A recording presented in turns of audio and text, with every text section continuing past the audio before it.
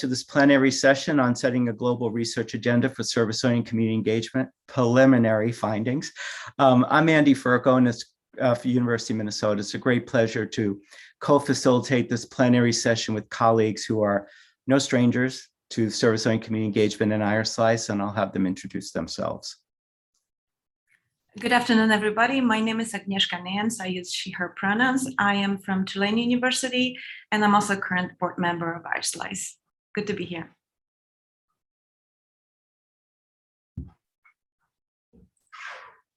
Katrina? Oh, we may have lost Katrina. There we go. I was muted. Sorry about that. Hi, Katrina Norvell. I'm at Roger Williams University, and I'm currently an associate professor there in 2 master's programs.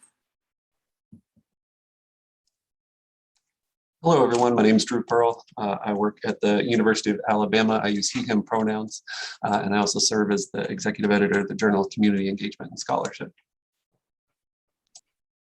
Hello, my name is Nasira Rania. I work at Universidad San Francisco de Quito in Ecuador, and I also serve currently at the IARSLCE board.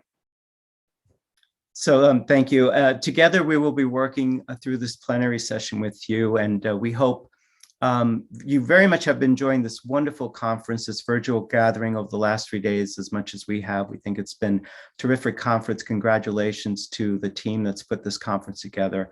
It's really wonderful to see so many great familiar faces.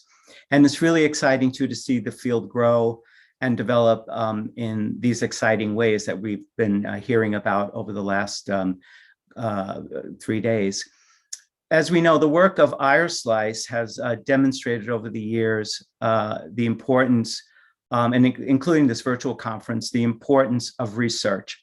And the importance of research in how it continues to play an important and essential role in deepening our understanding of the benefits and limitations, too, of service-oriented community engagement across the globe. And research is especially important as we see the emergence and growth of service learning and community engagement across the educational spectrum and in many parts of the world. And we've had some really wonderful examples of these developments during this conference, as you've all heard. As the International Association for Research on Service-Oriented Community Engagement, obviously IARSLCE continues to play an important role in shaping the focus and the nature of research conducted in the field. And 2.5 years ago, IARSLCE embarked on an agenda-setting effort, which was designed to identify the important questions, the important research questions that one needs to identify that are on the minds of, that those of us who are in the field need to identify and that are on our minds, I would say, of those of us who are involved in this work today. The purpose of this effort has been to really think about a research agenda for the future, and we thought it was a great time to develop this agenda as this research conference celebrated its 20th anniversary milestone. And what we would like to do during this plenary session is to share with you a few of the preliminary findings from the 13 research agenda setting meetings we've held across the globe. And I want to go back just a little bit on the slides here. We want to engage at the end of this meeting with your thoughts on what are some of the issues that we'd like to think about as we think about the future. You know, at our 2010 conference, I see Bob Bringle here, who hosted our 10th anniversary conference. We had a plenary session, and we asked participants during that plenary session about some questions regarding the future of research on service-oriented community engagement. And as part of the session today, we'll pose some of the same questions to you to see how our responses have shifted 10 years later, if they have shifted. So like we said, we know the field is evolving and growing across the globe. Research continues to play a very important and critical role for building the case and understanding the value of importance of this work in our educational systems.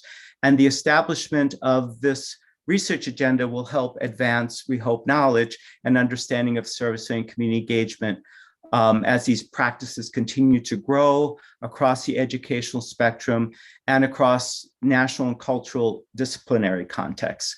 So this is a research agenda designed to really ensure that the future research efforts in the field reflect this growing diversity and evolving interests and perspectives of scholars, practitioners, collaborators, supporters of service-oriented community engagement. So what we'd like to do is just give you a little bit of background about this. So as we mentioned, last year marked our 20th anniversary milestone for this conference, and we thought, in light of that this would be a good time to really think about the future research work that we were doing. So this research agenda is about articulating some of those research questions, the methodological issues, the approaches that we want to look at. It's meant to span the educational spectrum, and it's meant to be very international and global in perspective. Next slide, please. So this is, like we said, it's really a future-looking agenda. It's about the future, about the engagement of this work across the globe. We've structured this across 10 areas of focus, and each research agenda setting meeting tackled these 10 areas. Each of these forums that we held across the globe were all conducted in the same way, using the same protocol, and we looked at questions around the impact. What do we want to know about impact? What do we want to know about implementation, about the process of doing community engagement and service learning? Around institutionalization, about what theories and conceptual frameworks do we need to shore up and strengthen? What are some of the methodological considerations? What are the different methods that we might employ that perhaps have not been employed or need to be strengthened? What are some instruments and measures that we need to be attentive to, perhaps strengthen or validate some more, or potentially look at them from different cultural contexts? What studies should we replicate? No one study gives us all the information or data that we need to really make assertions. So what studies might we replicate? And of course, the cross-cultural considerations. We started with those 8 areas, but as we've done this work, other important issues have emerged, certainly around COVID, and then also around equity and societal advancements, and those have been included in these forums. Next slide, please. So we started our first session in Hong Kong in March 2019. And Hinarori, who's here, who's participated in the conference, hosted that for us in Japan. And we thank everyone who's been hosting these forums. These forums were held in different parts of the globe, all starting with the understanding that different contexts matter. And so the March 2019 was this Hong Kong Polytechnic University, and Stephen Chan, Professor Chan, led that one.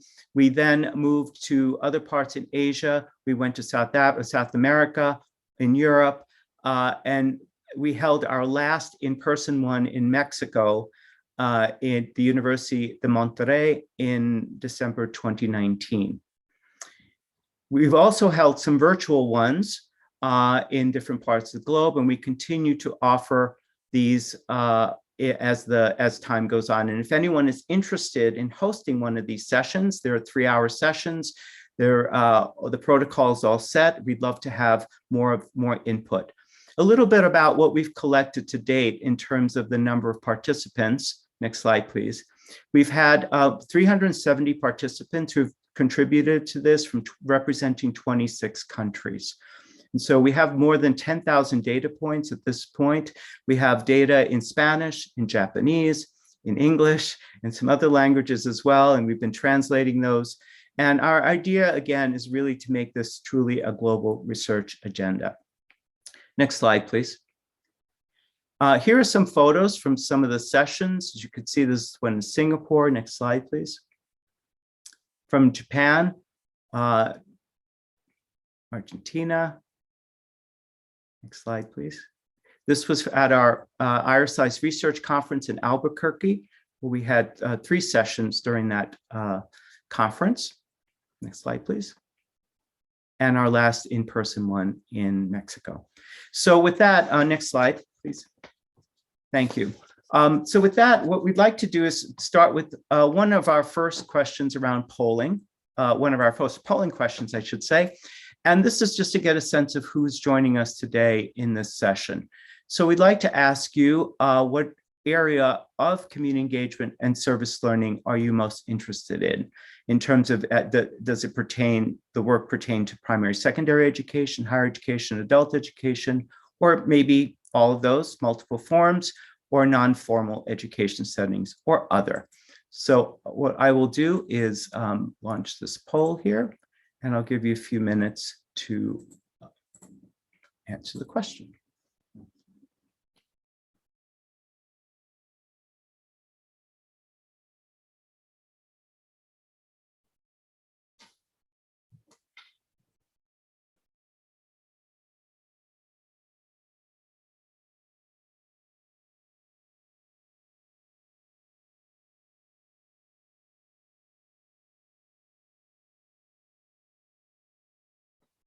Okay, just one more minute, one more second on this. Okay. So here are the results of the poll. As you can see, we have a large contingent of those who are working or focusing by their work on higher education, number of multiple, and a few from primary and secondary schools. Again, IARSLCE is an organization that focuses on all educational span, and we continue to try to capture data from these research agendas from all the different educational sectors. Next slide, please. Our second question to you is, how many years have you been actively involved in the service learning and community engagement field? So I will launch this. Okay, is it less than 1 year, 1 to 3, 4 to 6, 7, 9, 9, 11, or more than 11?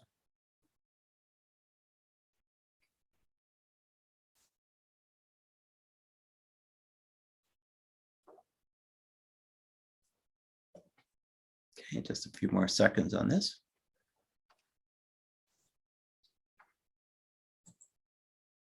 Okay, so what we see here are, we have quite about 45% are experienced scholars in this field, practitioners in this field, more than 11 years. We have some very seasoned scholars as well. And then we have some individuals who are in their early years in the field. It's great. It's great to see this diversity. Next slide, please. So this is a question we asked in 2010. One of the reasons we're doing research in many areas is that we are trying to make the case for service learning. And so, in your view, given the current state of research, how strong is the case for implementing service learning in our educational systems? So I will go ahead and launch this question. Have we made the case?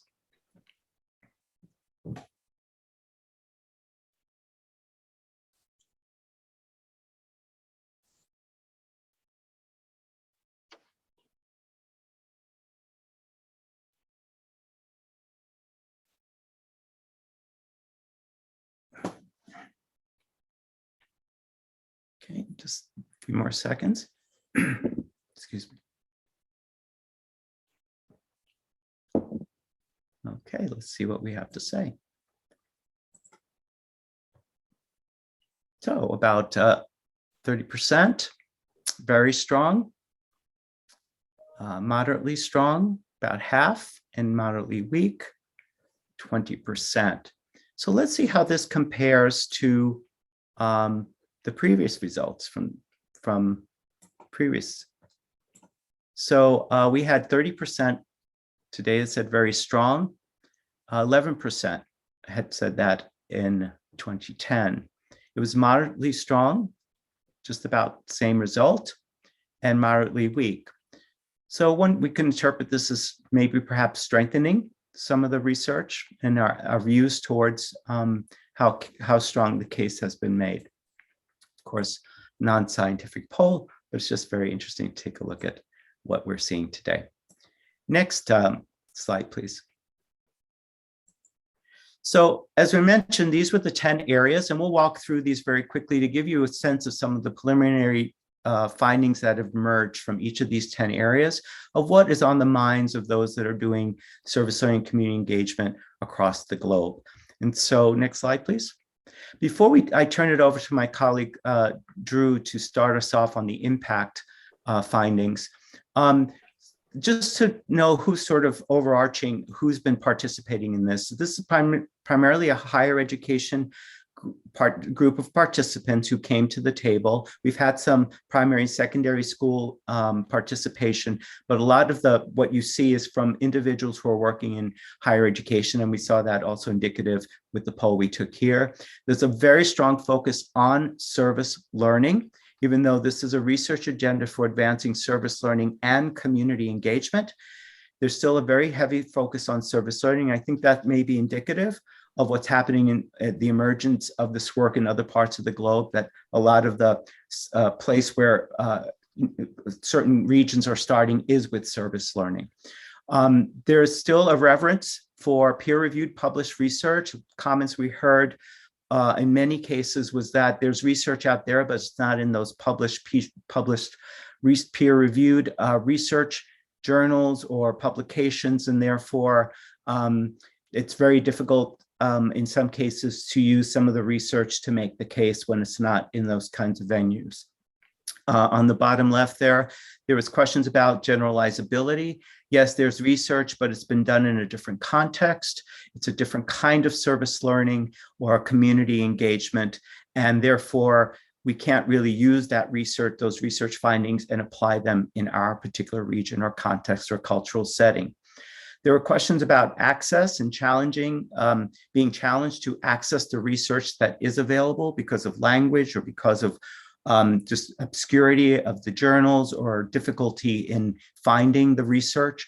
So although there's research out there, there was questions about the fact that perhaps people were not as knowledgeable about what was out there because of lack of access to that work. And then the issue of equity was very interesting too, around, as we did these sessions across the globe, that this issue emerged very prominently in different parts of the globe, in South Africa, in South America, in the US, but not necessarily in other places. Or when it did, it was done with a very different set of sensibilities around it. So this is something I think for us to watch out for and to keep in mind. So I'll now turn it over to Drew, who will talk a little bit about the impact findings that we've had. Thanks very much, Andy. Well, as we kick off our discussion of the impacts, we're going to start with another poll to get your thoughts. So if you only had to choose one, on which impact area should the future of community engagement service learning research focus?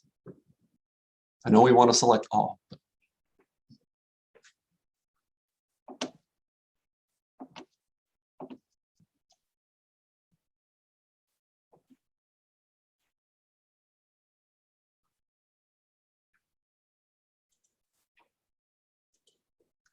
Give it another couple seconds here.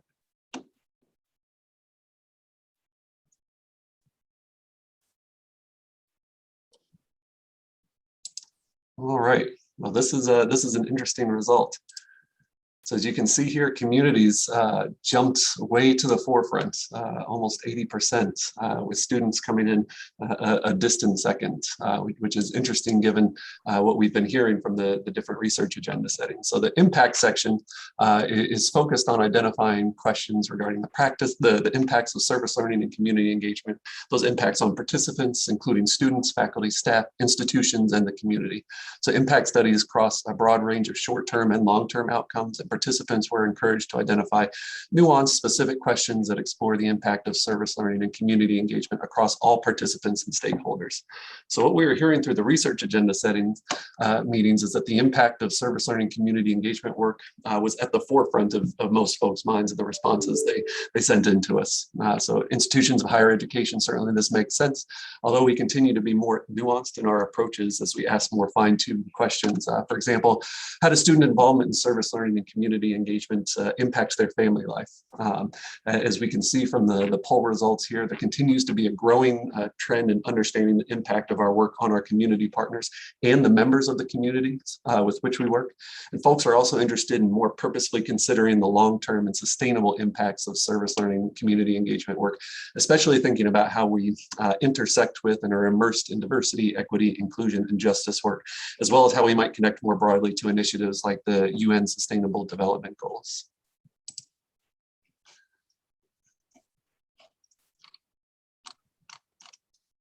So at the 10th anniversary conference, like Andy mentioned, we asked a question about student impact, and we're interested to see how your results today compare to the question that was asked more than 10 years ago. So we're going to launch this. What important impact areas do you think the research agenda participants focused on the most, looking at students? Actually, that's a different question. Sorry about that. I clicked the wrong one. There we go. So looking at students, are we thinking about their academic, cognitive, personal, social, moral, civic, or career-related goals?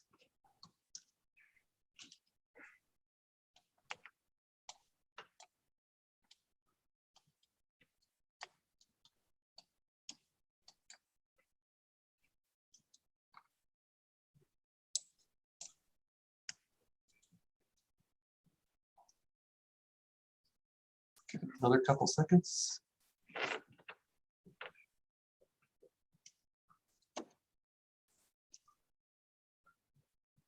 All right, we will share these results out.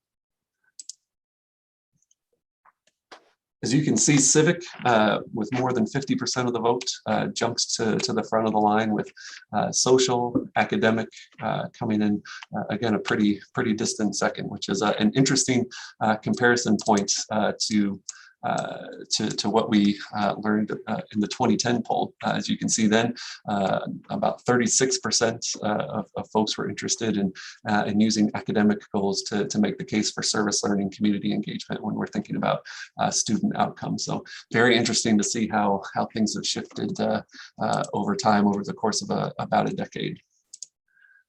So that's what we have on impact. I'll turn it over to Anishka now to talk about implementation. Thank you. So this part, implementation, is about research questions that examine the practices of service learning community engagement and the ways in which these practices are effective in achieving particular goals. So these studies on implementation, seek to improve practice and provide guidance on best practices across a broad range of service learning and community engagement programmatic approaches. So in this study, participants were asked to identify questions that center on the process of delivering service learning community engagement. But in that case, it was focused on a broad range of different contexts, be that community, culture, discipline, or institution. So as you see, participants mentioned that what's needed is a more nuanced understanding of best practices. That needs to be a strong relationship or a defined relationship between practice and implementer. And also they ask questions about which best practices of service learning community engagement matter most for quality. Some of the questions that were sort of interesting that were raised by participants were, for instance, which types of educators are most likely to adopt those practices? How does students' prior experience influence how educators should approach the implementation of service learning community engagement? What are the best practices for securing internal or external funding and support for the field? And also, is engagement a pedagogy of learning, action, or activism? And next topic is institutionalization. Thank you, Anishka. So I'll tell all of you that when we were talking about who is going to talk about each of these focus areas, I think I drew the short straw here because no one wanted to do institutionalization, not because it's not important, but because it's difficult to say. And I'm going to end up saying it multiple times here. So I hope I can get through this and not screw up the word too much. So let me start with explaining what do we mean when we're talking about institutionalization in terms of this focus area. So Institutionalization studies focus on examining the factors that promote the sustainability and institutionalization of service learning and community engagement across institutions and also community contexts. So in our work, participants were asked to conceptualize the idea of institutionalization in light of changing contexts of education institutions and the varied approaches to service learning and community engagement that we see and that we experience around the globe. Some studies suggest that service learning and community engagement can only be advanced and sustained in our educational systems if it's incorporated and institutionalized into the institution core agenda and priorities. But others suggest that the true value and practice of service learning and community engagement thrives when it's not beholden or constrained or constricted by prevailing institutional norms. And that is better when service learning and community engagement is not institutionalized. So moving forward then, we have a question for you and a poll to follow. And so we're asking, to what extent does having an institutionalized service learning community engagement impact advancement of service learning and community engagement? So in other words, can we still do service learning and community engagement without it being institutionalized? So looking at the poll, let me get to the right one. Okay, so then the question, should community engagement service learning be institutionalized in educational institutions? So easy choices, yes, no, or don't know.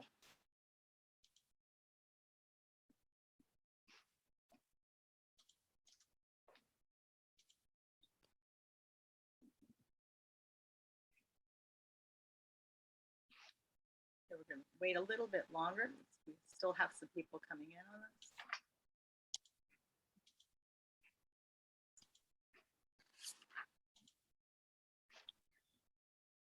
Okay. So it looks like we have almost everyone that's participated. So overwhelmingly 71% say yes, that it should be institutionalized in educational institutions. 4% said no, and 24% said they weren't sure, they just don't know, which is very interesting. Considering that in different places that we asked the question across the globe, we did get some different responses. So in looking at it overall, we had three, thank you, yeah, next slide. So we had three basic theme areas that emerged in our discussions: strategies for motivating faculty, concerns about promotion and tenure processes and rewards, and then the role of administrators, the role that administration plays in the institutionalization process. And some of the nuanced questions that emerged were, for example, what is the relationship between institutionalization of service learning and community engagement at an educational site and the style of the lead administrator? Another question was, how much does the experience of the service learning coordinator matter in institutionalizing service learning and community engagement? And also, what is the relationship between institution service learning and community engagement agendas and rankings? And what was interesting about this whole topic on institutionalization was that when we were looking at it, we actually probably got more questions from participants than we did just basically statements. So that was fairly interesting overall. And I will say also that, so I was in Belgium, and it was interesting that just looking at the European Observatory and their take on rankings, they really, there was very much a push against it. And I mean, again, it was just, a group that was gathered. But they were really more about looking at transformation. So basically, they talked a lot about the journey, the journey of learning, and how the journey of learning works to transform institutions overall. And it's not so much about the actual rankings or assessments or those type of things. So I just thought that was interesting given the responses that we had today on that question. Okay, so at this point, I am going to turn it over to Nasira to talk about conceptual frameworks. Thank you, Katrina. So about conceptual framings, for this section in the agenda setting meetings, participants were asked to identify particular theories from related fields that might be incorporated into the study of service learning community engagement, and to offer suggestions for building conceptual models and frameworks that can explain various phenomena associated with the study and practice of service learning and community engagement. So the three main themes that emerged is the ties of service learning community engagement to the experiential learning theory, also to the civic, political, and citizenship frames, and to values education. One of the interesting questions that came up is, in what ways does service learning and community engagement promote culturally responsive education? And some theories that were mentioned include transformational learning, dissonance theory, motivation theory, empathy, and border crossing, among others. So we have also a poll for you so that you can let us know what you think. How would you describe or classify the field's use of conceptual frameworks and theory? And you have a wide range of options to answer. Let me put the poll up. Okay.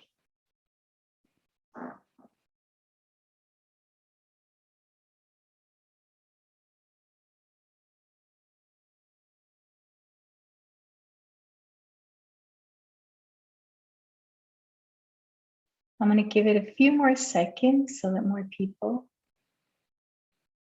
can participate.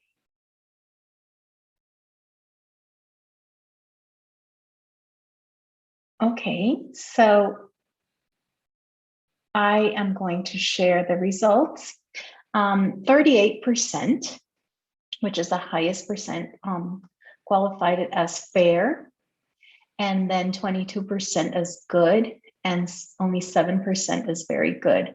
Also 9% as poor, and 2% as very poor.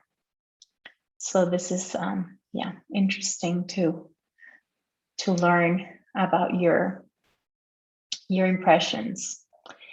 And I'm going to hand it over back to Andy. Thank you, Nasira, very much. The fifth area that we looked at was methodological considerations. And this had to do with the fact that over the years, there's been a lot of debate over the kinds of methods that are appropriate for the study of service learning community engagement. There, as we know, there's a lot of broad range of research design methods, approaches that are needed to really gain a full understanding of the breadth and depth of the work that's taking place. And participants were asked to take into account some of the broad epistemologies that undergird our work and the considerations for designing and operationalizing today's work. So we extracted some themes that we heard over a broad range of participants' responses. A lot of focus on having more qualitative studies, because qualitative studies tend to have context tied to the work. One of the things that we heard around the quantitative work was we get these data that are devoid of the context, and without the context, sometimes we don't get to hear enough about what exactly was going on in the programs. And so there was this focus on incorporating either qualitative studies or even qualitative data along with the quantitative studies. Larger scale studies, more experimental randomized control studies in a number of areas, a number of regions of the world. That was important. And also having some needing some clear definitions and thick descriptions. There are a number of things around big data, doing more meta-analyses, really thinking about some comparative analyses that were really important in the minds of those who participated. So one of the questions we'd like to ask you, this is a question that we asked in 2010. Which of the following statements do you support the most? The community engagement field should meet the rigorous standards of traditional experimental research, or the rigid standards of experimental research should be relaxed to accommodate for the realities of community engagement practices. So I'm going to launch this poll to get your reactions or input on this. I think it's this one. Oh, excuse me, sorry. I think it's this one.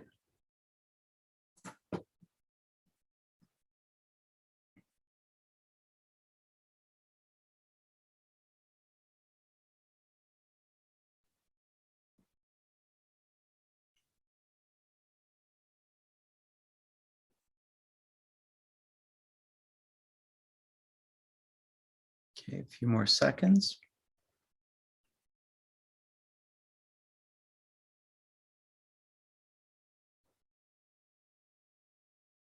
Okay, we'll share the results. So we see an overwhelming focus on wanting to relax some of these standards to accommodate some of the complexities and realities of community engagement work. And this is how it compares to what we found in 2010. Next slide, please. So really, we're seeing really a focus away from some of these rigorous standards and some pushback against some of those standards and their applicability to really unpack some of the, like I said, the complexities of community engaged work. Very interesting finding there. Next slide, please. By the way, we will be opening up for some questions at the when we're done with these presentations. So please feel free to put some questions in the chat for us. Another question we asked in 2010 was around this notion of what should we be investing in? Should we invest in or focus on more controlled experimental studies to strengthen the evidence for service-oriented community engagement? This was something we heard in various regions, that we needed to invest more in these kinds of studies, and we're curious to hear what you have to say, and we'll compare to what we saw in 2010. I'll open up the poll.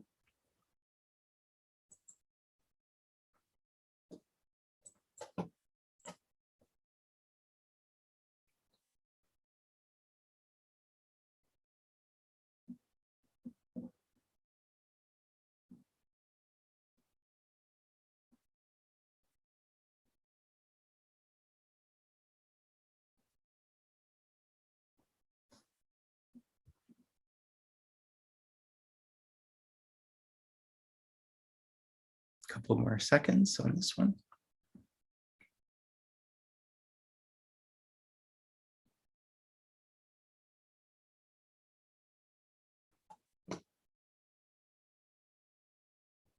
Okay, well, this one is very, very decisive. There we go. So it's just about evenly split across yes, no, and don't know. Next slide, please. And last time we did this poll. Next slide, please. It was a little bit more a question about investing in such work. So we are seeing some shifts and some changes in these efforts and where we need to, what kinds of research we may want to invest in. Okay. Next slide.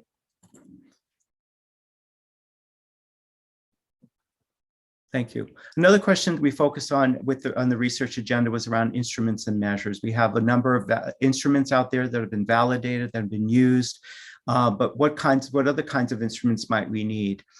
There's a lot of questions about the fact that we should take advantage of those validated instruments. Are there ways that we could translate them and keep the integrity of those instruments? Perhaps we may need to revalidate them as circumstances around community engagement work has changed. Identifying instruments that can measure the longer term impacts. A lot of the instruments we have are really for some of the more immediate outcomes.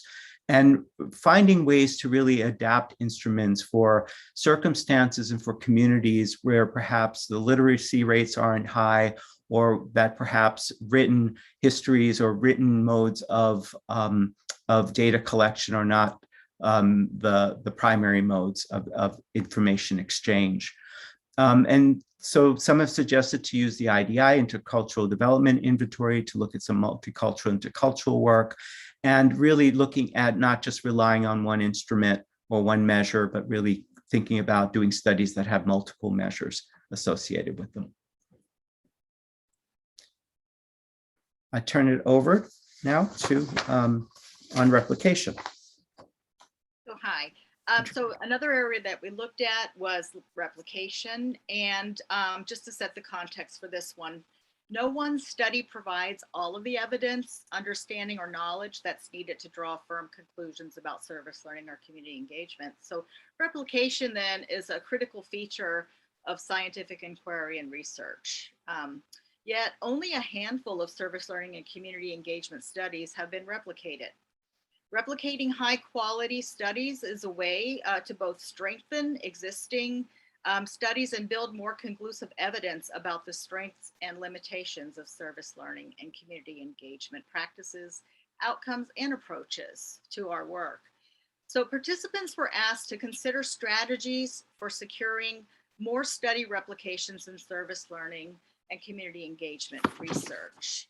And so what we found were three themes emerged overall, which were to replicate well-publicized studies, to repeat a study for multiple years at the same site, and to establish standards of study replication for service learning and community engagement. So when we probed a little further, some of the studies that were suggested that we should consider replicating would be the often cited Eiler and Giles from 1999. And in that particular study, they did a comparison of models of service learning and looking at student experiences overall with two broad US-based national studies. The Marcus, Howard, and King study basically had a control group looking at a political science classroom actually, and then looking at to what extent comparing the two groups did outcomes toward wanting to do more community service emerge. And so they found that actually those that were engaged in service learning were more had a propensity to do community service over the other group. And then, finally, the Celio and Associates, a meta-analysis group, in this 2011 study, they looked at 62 studies that explored service learning impacts and various factors in terms of, what were actually effective programs. And so those are three of the many that were actually mentioned that are important in terms of possibly considering replication as an important move moving forward. Okay, at this point, I'm going to turn it over to Nasira, who is going to talk about cultural, cross-cultural, and regional cross-cultural issues. Thank you, Katrina. So at each of the regional meetings, and I was present in Argentina and one in the US, issues that are particular to certain practices and contexts within cultures and regions emerged. But the sessions also reveal some diverse and divergent interest in how service learning and community engagement is practiced and should be studied across cultures and regions.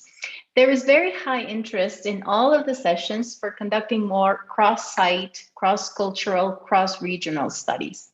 And some of the big themes that emerged, and one very interesting one is to apply studies conducted in non-US settings to the US instead of what usually happens, right?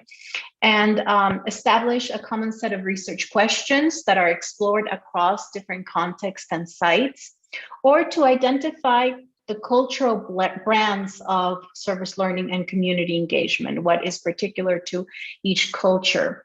And that brings us to one of the questions that came up was, are there distinct approaches and types of service learning and community engagement in different parts of the globe? For example, is there a distinct model of service learning that is more applicable to Asia or even to Latin America, where there is aprendizaje servicio solidario, which is a very particular model of doing service learning. And also, another big interest was to conduct the same study across multiple settings and countries and determine some similarities and differences. And I have another poll, or we have another poll.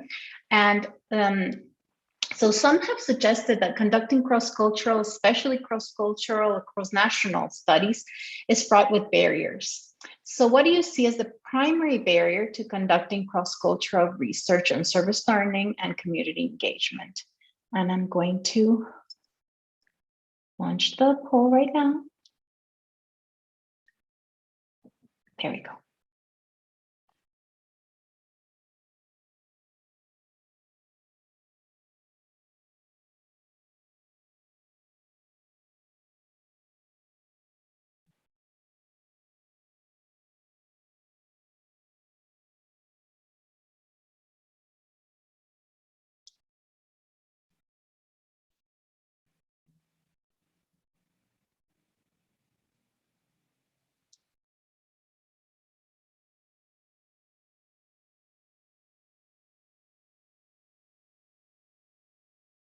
Okay, I think mostly everyone has already participated, so I'm going to share the results.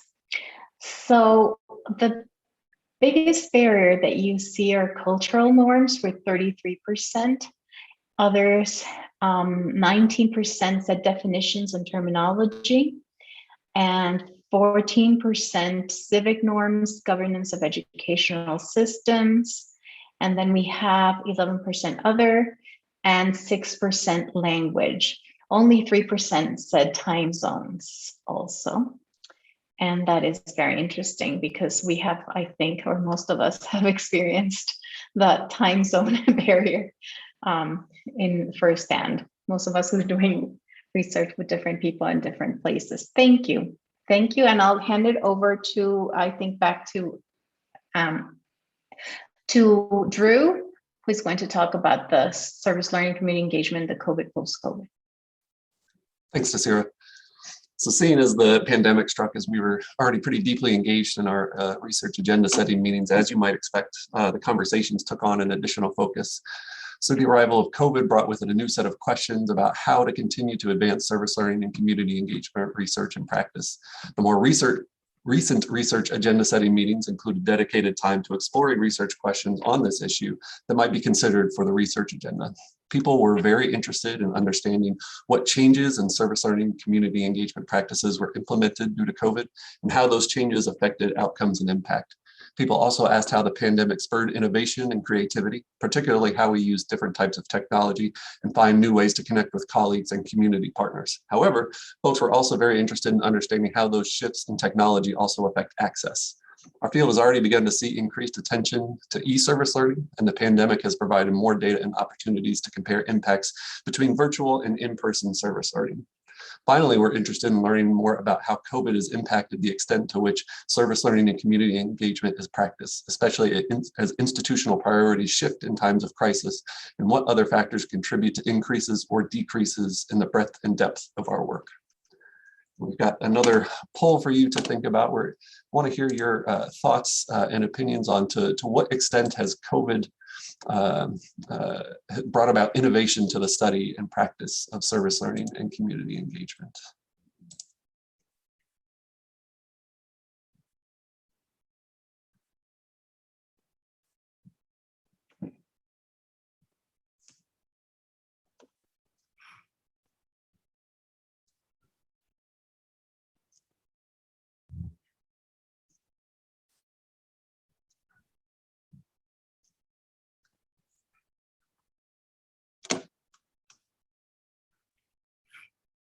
Just a couple more seconds.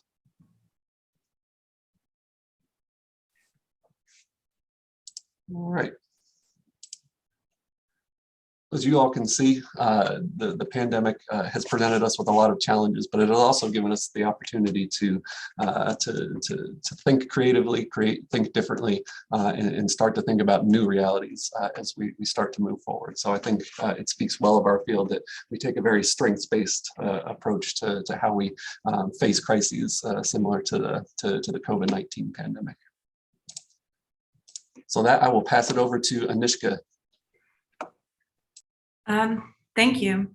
So I think that Andy, in his introduction, kind of laid out sort of the ground for seeing the changes that were brought by COVID, but also by sort of social justice movements in the recent years, I guess, and especially sort of the issue of equity or inequity and social justice created a different perception of service learning community engagement.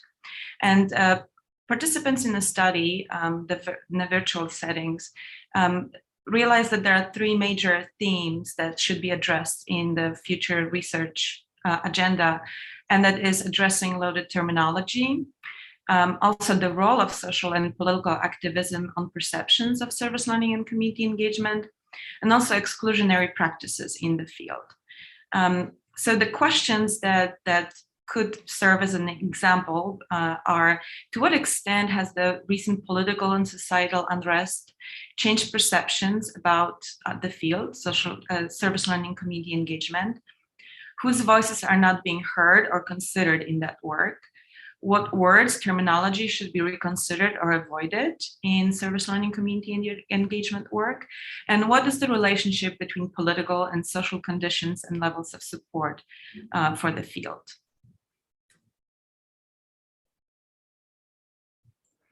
So that's just a superficial snapshot of what it is that we've been finding across these 10,000 data points. There's a lot more richness to what we've been able to present here in just the short time we've had together.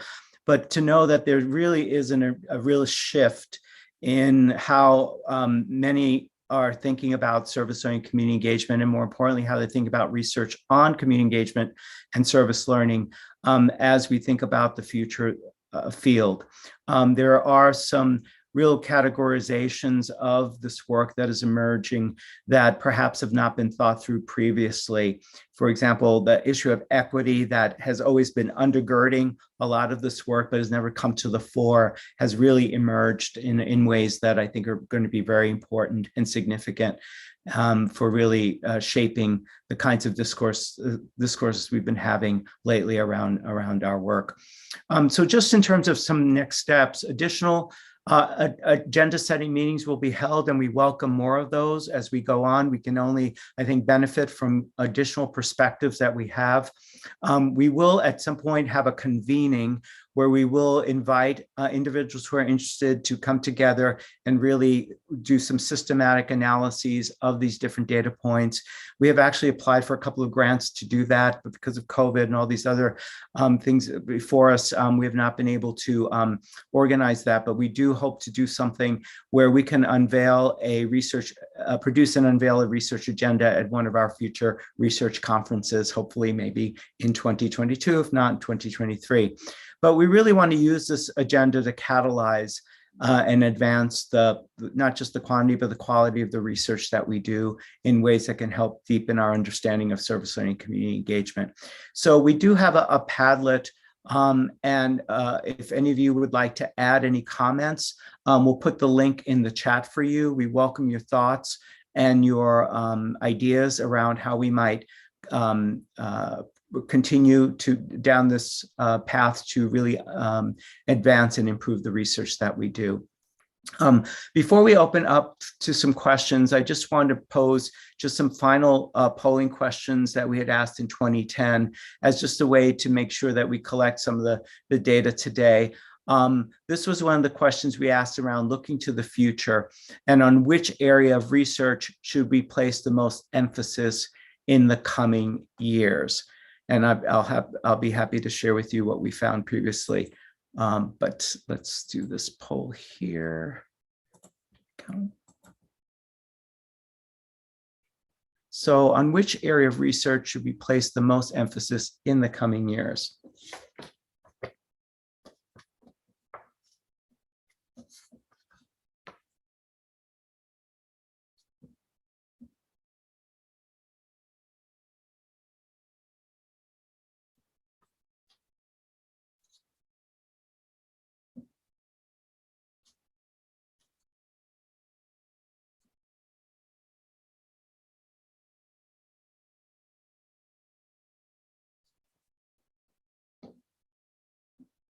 Last call.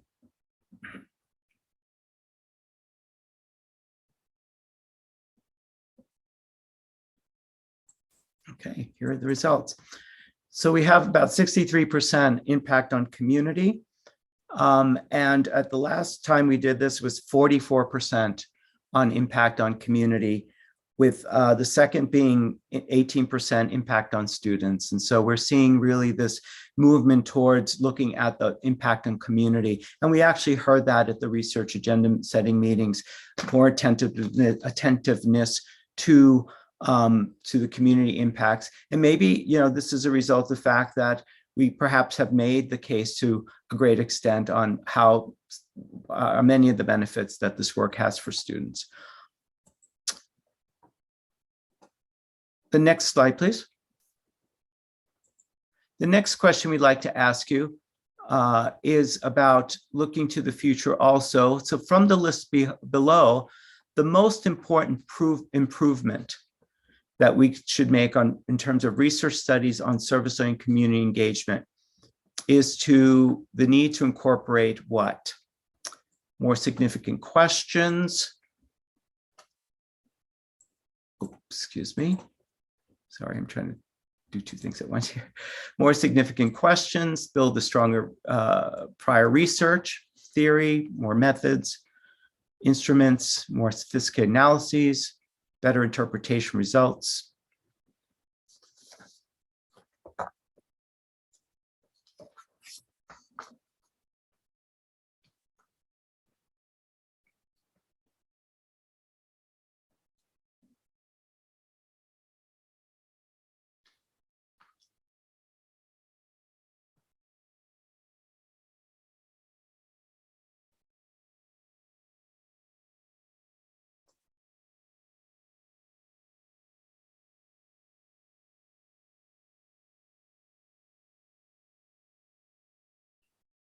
Last call on this.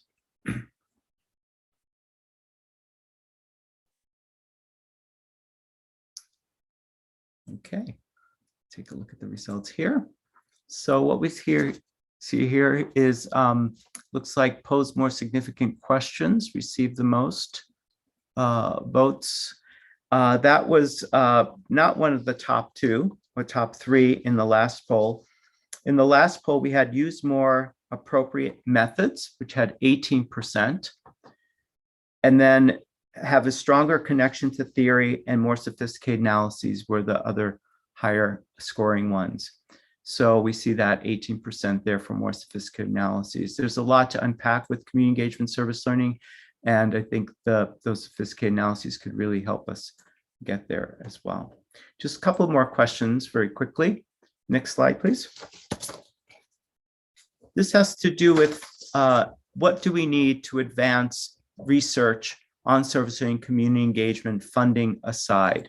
What do you think, what do you believe we need to do to advance research on service learning? What do we need more of?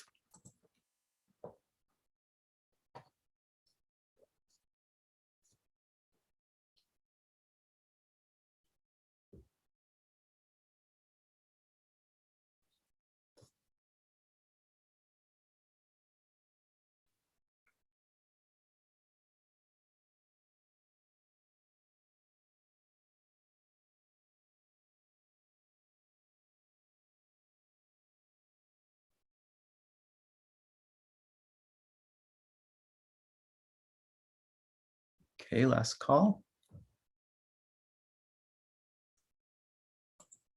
Okay, let's see these results.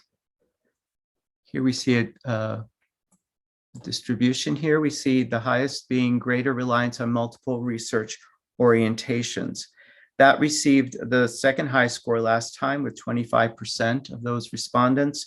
The highest was examples of high quality research, which also received a fairly substantial result here as well, along with clear definitions of service learning. Okay, and the last question we'd like to ask you has to do with use of the research. The current research on service learning community engagement would be used more if it was which of these? Let's start the poll. Thank you.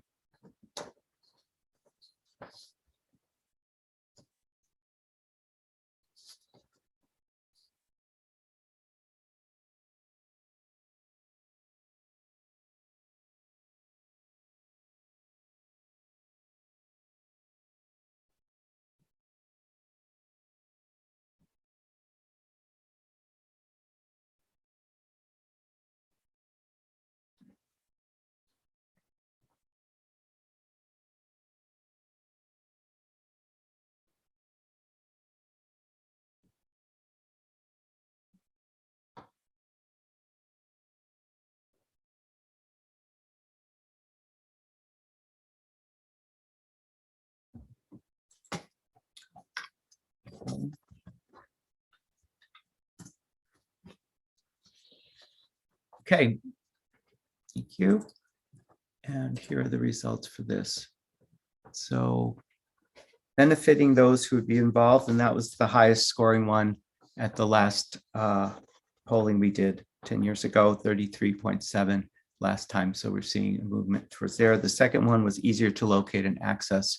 And we are finding the research now with open journals and other aspects that the research is becoming a little bit more readily available, although in many cases around the globe, that still is an issue.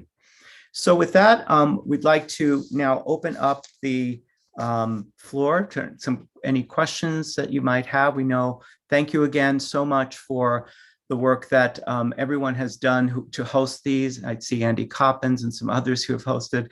We thank you so very much. And like we said, we'd love to have some more of these research agenda setting meetings so we can continue to get some data. We do have some comments in the chat that we're happy to respond to as best we can. So perhaps Star, is there one that you'd like to point out to us that perhaps we can respond to everyone? Sure. Well, I think a lot of them are kind of around the same theme and reactions and responses to the question about rigor and how that is applied in quantitative and qualitative research. And I actually think Trina did a great job of sort of contextualizing it. And she's curious to hear panelists' reflections on the construction of the initial survey questions in 2010, over 10 years ago, and you know, how things have sort of shifted today. If there are questions that you would maybe ask differently, or how these questions are landing with people, it has clearly changed, it seems. So maybe reflections on that. Sure, I'll be happy to jump in.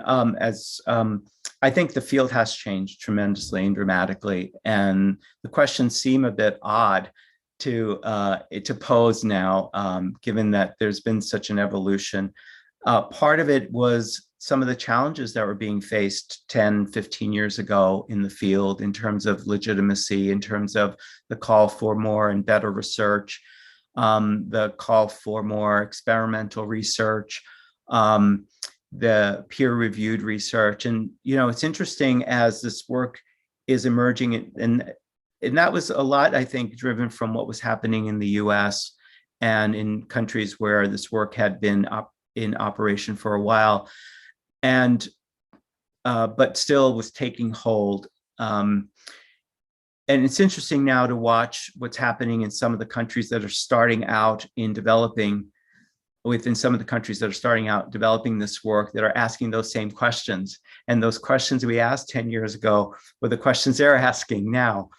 And so for those of us, I think, who are watching this field, this arc of this field, it's very interesting that those questions seem a bit odd. What we wanted to do is really think about comparing those questions, particularly, we talked about maybe changing them.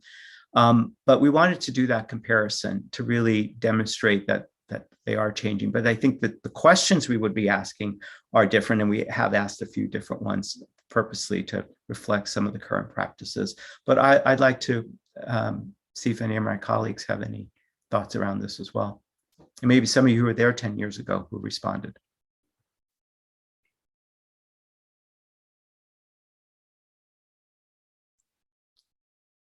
Hey, Andy, I won't leave you hanging there.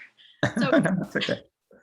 one of the things that I noticed, and I was there in 2010, and I was doing my own work and my own dissertation at that time, and yeah, and there was a lot of emphasis on the legitimacy of the work that we do and how it fits into the overall context of research and what we should be doing in higher education.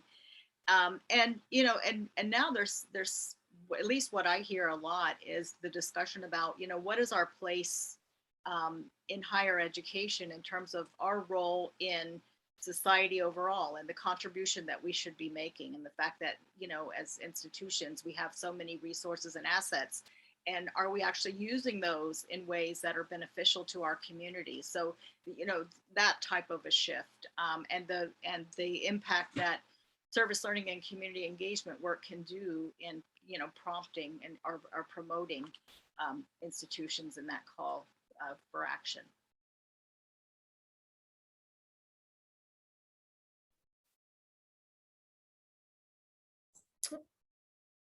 Other thoughts or questions? I think Elaine has raised hand. Oh, yes. Hi. Hi, Elaine. hi everyone.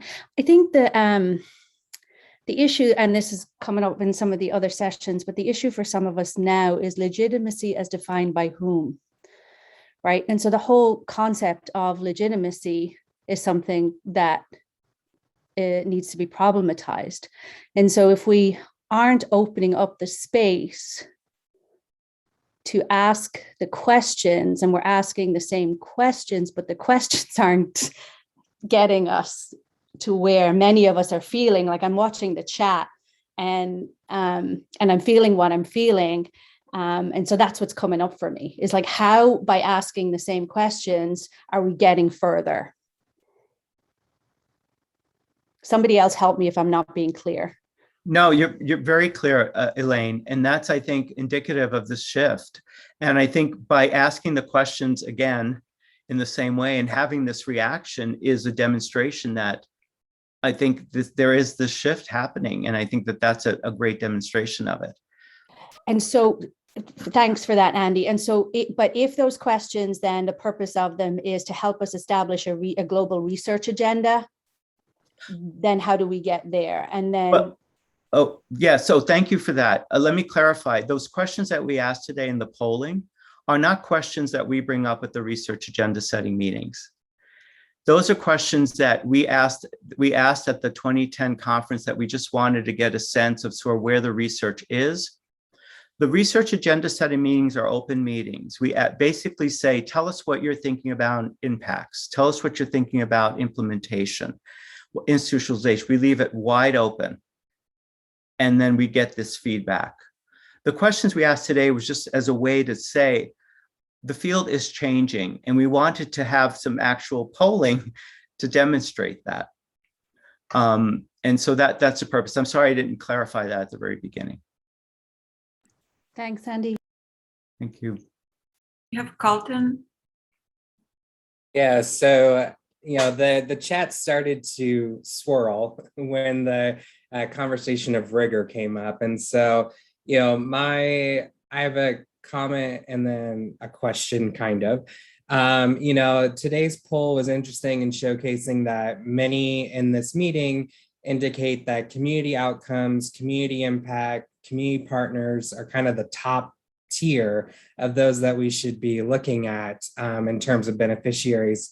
However, this sort of normative view of research on, you know, how and where and why we publish, there's not necessarily many outlets in order to do an adequate job of participatory evaluation, participatory action research, you know, all these different methodologies that already exist in qualitative research, which is a rigorous research method. And it's sort of this interesting, from what's been presented, it still has a quantitative vibe to it, to many of these questions and what's been presented. But personally, I've never seen a randomized controlled trial help a community and create a community impact. And so my pushback is going to constantly and consistently be, you know, if we want to have community partners be beneficiaries of our work, both in a research perspective, sort of, as well as, you know, our work, you know, just to have an impact, how are we going to sort of expand these definitions of what research is? How are we going to shed some of these, quant versus qual, have a huge debate on what rigor is? Because I think some of these traditional models of research are marginalizing and have historically marginalized community beneficiaries. And, in order to address that, how are we as a field going to address our approaches to this research in order to make sure we're allowing our research to actually have a community impact, rather than landing in one of our glorious journals in our field that we as a group read, but what does it really do beyond that?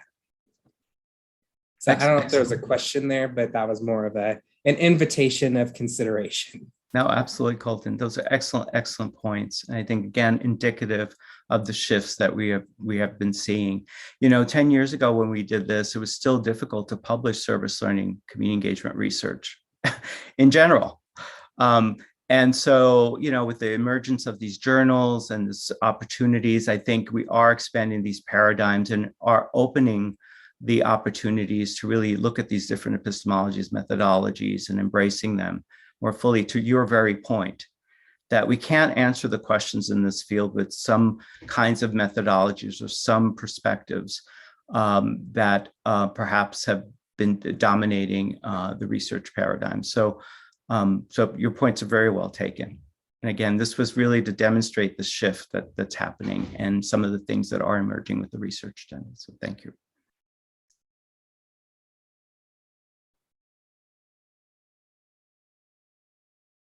Great points. So I think there are still some questions, but we're also at time. So I tried to encourage folks to add comments and questions to Padlet, which you've shared multiple times, just so they can live on in the process.